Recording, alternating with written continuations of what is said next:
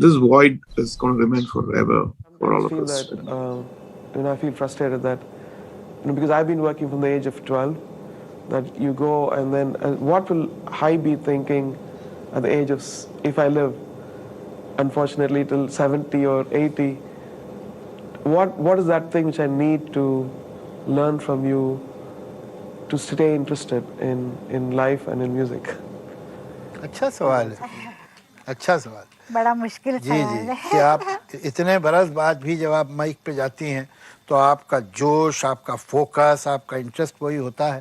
कहते हैं भाई मैं तो इतनी उम्र तक पता नहीं मैं आगे मैं ये इतना इंटरेस्ट और इतना मैं जोश अपने में रख पाऊंगा कि नहीं रख पाऊंगा, और क्या तरकीब है उसे रखने की।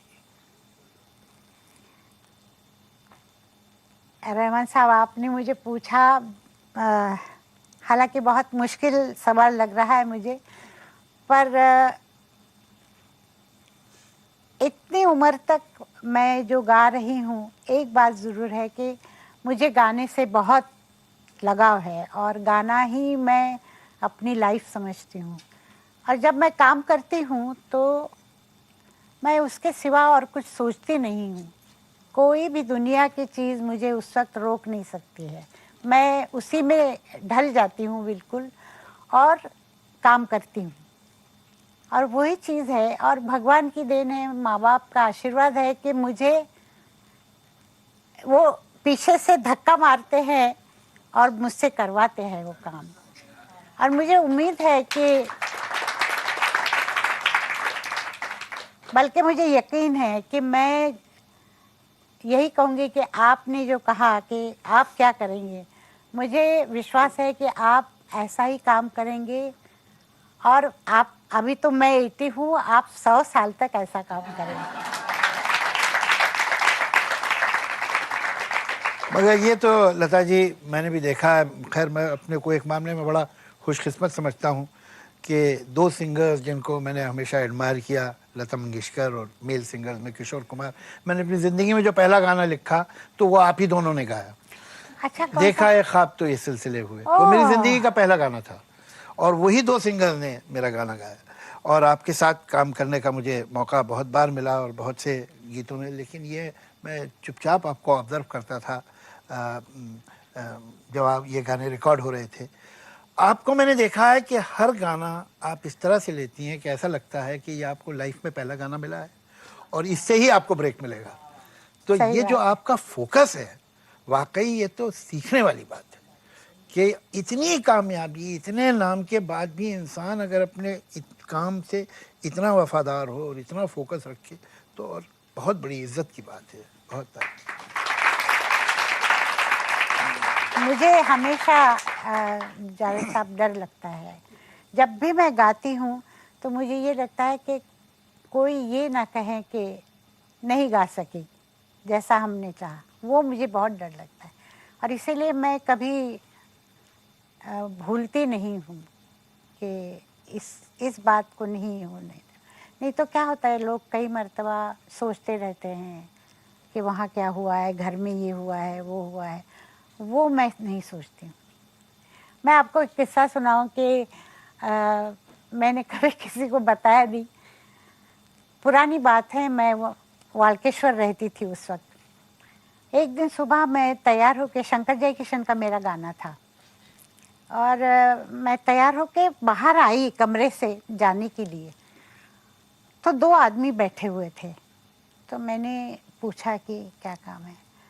कहने लगे हम इनकम टैक्स के लोग हैं और आपका इनकम टैक्स का कुछ प्रॉब्लम है तो हम ये करेंगे वो करेंगे। मैंने कहा इस वक्त तो मुझे जाना है, आप क्या करेंगे वो आप करते रहिए, क्या चाहिए आपको। तो कहने लगे अगर आप ये नहीं कर सकते हैं तो हम आपकी गाड़ियां हैं वो लिखवा लेते हैं आपसे कि हमने हमारी है वो, जब तक आप पैसे नहीं भरते हैं। मैंने कहा अभी मैं स्टूडियो जा सकती हूँ उस गाड़ी से। कहने हाँ जा सकते हैं पर आप लिख दीजिए। मैंने लिख दिया दोनों गाड़ियाँ और मैं गाड़ी में बैठ के गई।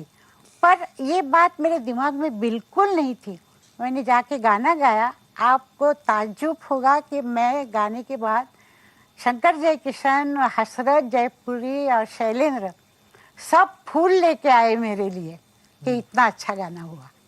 मतलब मेरे काम में उसका ये नहीं हुआ। और कोई होता तो ये सोचता कि इनकम टैक्स ने मेरी गाड़ियाँ लिखी हैं। जी जी बिल्कुल तो सही। पर मुझे बिल्कुल छूता भी नहीं ऐसे वक्त पे जब मेरा काम होता है। क्या बात, क्या बात। रानी मुखर्जी आपसे कुछ पूछना चाहती हैं। अच्छा, तो देखिए, अब फिल्मों की रानी, सुरों की महारानी से क्या पूछती हैं? अच्छा। नमस्ते लता जी, आपको आपके जन्मदिन पर बहुत बहुत शुभकामनाएं। मैं सिर्फ आपसे एक चीज़ पूछना चाहती हूँ लता जी कि आजकल आप ज़्यादा गाने गा नहीं रही है, लेकिन आप मेरी अगली फिल्म के लिए आप मेरे लिए प्लेबैक सिंगिंग करेंगी? रानी जी, सबसे पहले तो बहुत बहुत शुक्रिया, आपने मेरे बर्थडे पे शुभकामनाएं दी हैं। आप पिक्चर बना रही हैं और आप तो मेरी बहुत फेवरेट आर्टिस्ट हैं। मैं बहुत पसंद करती हूँ आपकी एक्टिंग। हालांकि आजकल आप कम आ रही हैं फिल्मों में, तो कोई खास वजह है या नहीं मालूम नहीं। जहाँ तक गाने का सवाल है, मैं ज़रूर गाऊंगी। सिर्फ मैं ये देखूंगी कि गाने कैसे बने हैं।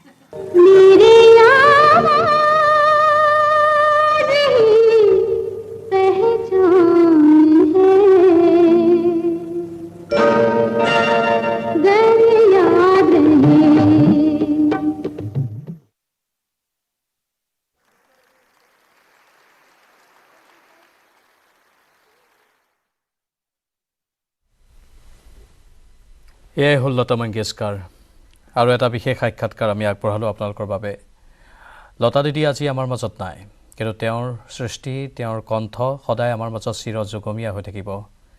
এইগৰাকী লতা মংগেশকাৰৰ এই অৱৰ্তমানত, এই সময়খিনিত সকলো শোকস্তব্ধ হৈ পৰিছে। কুকিল কণ্ঠীৰ দেহাৱসান ঘটিছে। তেওঁ 92 বছৰ বয়স হৈছিল আৰু কোভিডৰ সৈতেও তেওঁ যুঁজিছিল, শাৰীৰিকভাৱে অসুস্থ হৈ আছিল আৰু আজি ইহলীলা সম্বৰণ কৰিলে। 4 বজাৰ লগে লগেই তেওঁৰ অন্ত্যেষ্টিক্ৰিয়া সম্পন্ন কৰা হ'ব আৰু অন্ত্যেষ্টিক্ৰিয়াৰ বাবে সকলো ধৰণৰ ব্যৱস্থা ইতিমধ্যে গ্ৰহণ কৰা হৈছে। ইতিমধ্যে ভাৰত চৰকাৰে দুদিনীয়া ৰাষ্ট্ৰীয় শোক ঘোষণা কৰিছে, কিন্তু অত্যন্ত দুখজনক, সেইবাবেই শোকস্তব্ধ হৈ পৰিছে এতিয়া দেশবাসী। হৃদয় ভৰা শ্ৰদ্ধাঞ্জলি সকলোৱে জ্ঞাপন কৰিছে লতা দিদিক। কান্দি উঠিছে সকলো। এই সময়খিনিত যেন বিশ্বাস কৰিবলৈ টান হৈছে যে লতা দিদি আজি আমাৰ মাজত নাই। সংগীত ক্ষেত্ৰলৈ আগবঢ়োৱা অৱদানৰ বাবে 2001 চনত ভাৰত ৰত্ন সন্মান আগবঢ়োৱা হয় লতা মংগেশকাৰলৈ। ইয়াৰ উপৰিও কেইবাবাৰো ফিল্মফেয়াৰ বঁটা অৰ্জন কৰাৰ লগতে নেপথ্য কণ্ঠৰ বাবে 3বাৰৰ শ্ৰেষ্ঠ ৰাষ্ট্ৰীয় বঁটাও লাভ কৰে লতা মংগেশকাৰে। ভাৰতৰ ছবিৰ সৰ্বোচ্চ সন্মান দাদা চাহেব ফাল্কে বঁটাও প্ৰদান কৰা হয় এইগৰাকী মহান শিল্পীক। কেইবাটাও কালজয়ী গীতৰ ভিতৰত লতা মংগেশকাৰৰ এক অন্যতম গীত হ'ল এ মেৰে বতন কে লোগো। ভাৰত চীন যুঁজত শ্বহীদ হোৱা ভাৰতীয় সেনা জোৱানলৈ শ্ৰদ্ধাঞ্জলি জনাই 1963 চনত গণৰাজ্য দিৱসত এই বিখ্যাত গীতটো পৰিৱেশন কৰিছিল লতা মংগেশকাৰে। আৰু সেই সময়তেই উপস্থিত আছিল তদানীন্তন ৰাষ্ট্ৰপতি সৰ্বপল্লী ৰাধাকৃষ্ণন আৰু প্ৰধানমন্ত্ৰী জৱাহৰলাল নেহেৰু। সেই গীতটো কোৱাৰ সময়ত জৱাহৰলাল নেহেৰুৰ চকুৱেদি চকুলনি কৰি আহিছিল আৰু অজস্ৰ গীত পৰিৱেশন কৰিছে। প্ৰায় 30,000 গীত তেওঁ পৰিৱেশন কৰি গ'ল নিজৰ জীৱনকালত। 30টা ভাষাত তেওঁ গীত পৰিৱেশন কৰিলে। এইগৰাকী মহান শিল্পী সঁচাকৈয়ে আমাৰ সকলোৰে যুৱ প্ৰজন্মৰ বাবেই হওক বা ভাৰতবাসীৰ সুৰৰ ক্ষেত্ৰতে হওক, তেওঁ পাথেয় হৈ ৰ'ব সদায়। তেওঁ বাট দেখুৱাই গ'ল সুৰৰ ক্ষেত্ৰত, গানৰ ক্ষেত্ৰত, কণ্ঠৰ ক্ষেত্ৰত। আৰু আজি অসংখ্য কোটি কোটিজনে লতাজীৰ মৃত্যুত গভীৰ শোক প্ৰকাশ কৰিছে। অকল হিন্দী বা মাৰাঠী নহয়, ভাৰতৰ প্ৰতিটো ভাষাতে যিহেতু অজস্ৰ গীত পৰিৱেশন কৰিলে, সেয়েহে দেশৰ প্ৰতিটো কোণতেই তেওঁৰ অসংখ্য গুণমুগ্ধ, কোটি কোটি গুণমুগ্ধ আছে। সহজ সৰল জীৱন অতিবাহিত কৰি বিৰল ব্যতিক্ৰম শিল্পী হিচাপে নিজক প্ৰতিষ্ঠা কৰিবলৈ সক্ষম হোৱা লতা মংগেশকাৰৰ মৃত্যুৰ বাতৰি প্ৰচাৰ হোৱাৰ লগে লগেই মুম্বাইৰ বাসগৃহত অজস্ৰ গুণমুগ্ধই ভিৰ কৰিছে। আজি দুপৰীয়া 12:30 বজাত হস্পিটেলৰ পৰা লতাৰ নশ্বৰ দেহ নিজ বাসগৃহলৈ অনা হয় আৰু তাতেই শেষ শ্ৰদ্ধাঞ্জলি জ্ঞাপন কৰি আছে এতিয়া গুণমুগ্ধসকলে।